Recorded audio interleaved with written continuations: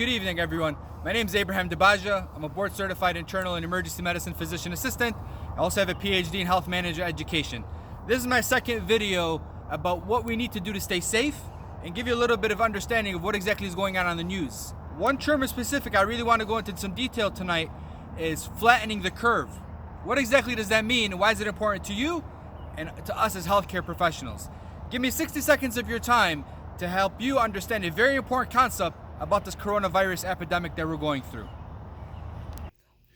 So I'm going to put a really simple graph together just so everyone at home could follow along. So let's say this is time, and this is the number of patients that are sick with the coronavirus. And this dotted line here is going to represent the maximum capacity of the United States healthcare system.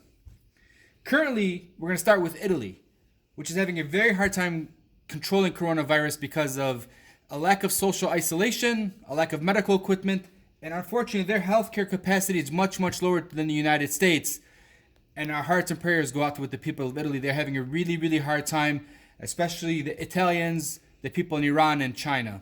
So we'll start with their curve really quick to sort of get a better understanding of what exactly this means to flatten the curve. So this is currently Italy's healthcare curve. It started really slow, and then it just had one of these spikes. If God willing and everything gets under control, we hope that at some point it will come down. The most important part of this graph that you need to understand is that anything above this line, right in this area here, this is called the excess death area.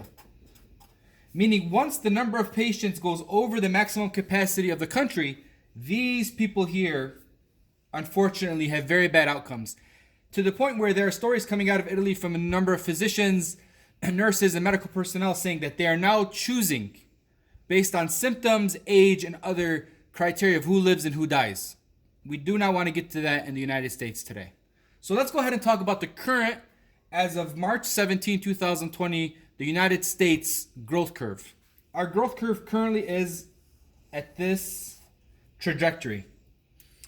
And once again, we hit this maximum capacity and our ERs get full, our ICUs get full, our ventilators are fully used, we're going to have, unfortunately, a very dire situation on our hands. So when we speak about flattening the curve, if the coronavirus curve stays under this max capacity and this trajectory, we'll be okay as a nation.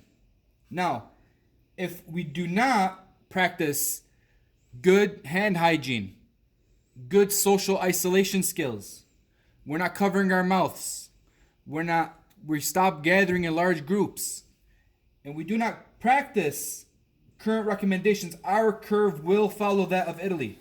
This is a guarantee, people. Do not allow this to happen. We need to flatten the curve and keep it under our max healthcare capacity. So what can you do at home? Wash your hands. The coronavirus can live, according to some recent studies, 5 to 7 days on surfaces such as this. Cover your mouth. You can spread coronavirus without having any symptoms for up to 1 week. And practice social isolation.